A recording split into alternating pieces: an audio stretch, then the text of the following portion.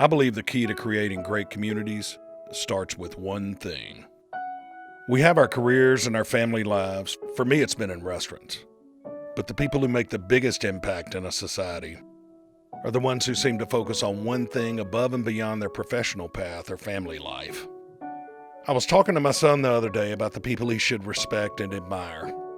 I told him that all too often the people we put on a pedestal are celebrities or business people who've made a lot of money, many of whom never gave anything back to their communities. Then I told him about my neighbor, Van Jones. Van Jones is a former college athlete who operates a couple of after-school daycare centers for kids. Every Sunday morning, Jones spends a few hours picking up trash on a busy 2-mile stretch of road in my hometown, up one side and down the other. No one ever asked him to do it. There aren't any signs proclaiming his good deeds every week. He just does it because it needs to be done, and he feels it's the right thing to do for his neighborhood. It's his one thing. I told my son that is who I admire. My town's full of people who've blessed us with their one thing. Larry Doliak was passionate about Little League baseball. He spent decades supporting teams and helping to operate and maintain the ballparks. My hometown of Hattiesburg now has world-class Little League fields because he dedicated so much of his time and passion to his one thing. Sarah Newton's an architect who had an idea to host Live at 5 free concerts in the park. Now the entire community comes together 8 times a year to hear live music. Another Hattiesburger, Becky Montague, sets up little libraries the size of mailboxes which give people access to free books. Now people are reading free books all over town because she took the initiative to bring her one idea to fruition. My one thing, Extra Table, started with a simple phone call. 10 years ago, I received a call from the Edward Street Fellowship Center, a mission pantry that was feeding 800 families a month. They were completely out of food. They asked if I could help, and I said I'd be happy to. It seemed the best way to get them food would be to call my Cisco food rep and have an order drop shipped to the agency.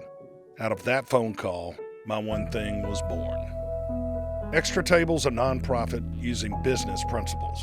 It's based on the premise of what if every home and business had an extra table where they could feed those in need.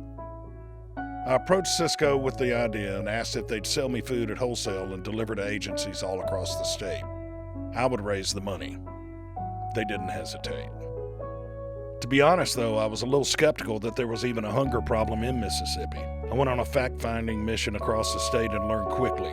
There's a huge problem. Over 670,000 Mississippians suffer from what the government calls food insecurity. Over 175,000 of those are kids who eat a school breakfast, a school lunch, and don't eat again until the next morning. Over 120,000 are seniors who right now are trying to figure out if they can pay the light bill or go to the grocery store. Extra Table was founded on 2 key principles. 100% of the money we raise for food will always go to food, and the food we distribute will always be healthy food. Mississippi's number 2 in food insecurity, but also number 1 in obesity. Originally, I had a problem reconciling those two, but I learned that people who don't have enough money to maintain healthy diets often live out of convenience stores, drinking cheap sugar-laden beverages and living off of junk food with no nutritional value, empty calories. Our first shipment took place in December of 2009. We hadn't looked back since. Today, Extra Table ships over 20 tons of healthy food a month to 40 agencies all over Mississippi. After 4 decades in the restaurant industry, I ended up in a place I'd never thought I'd land. 6 restaurants, 2 bars, 11 books, columns, a tour business, and a series of television shows. But that's all lagniappe, icing on the cake. At the end of the day, I believe the purpose of all of that was to lead me to my one thing. In a state of almost 3 million people, just think what the quality of life could be if everyone did just one thing. It doesn't have to be a big thing, just one thing.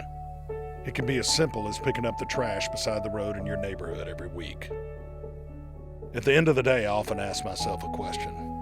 Do I want to be the guy who fed people filet mignon, or do I want to be the guy who fed people canned tuna? It's an easy answer. Canned tuna wins every time.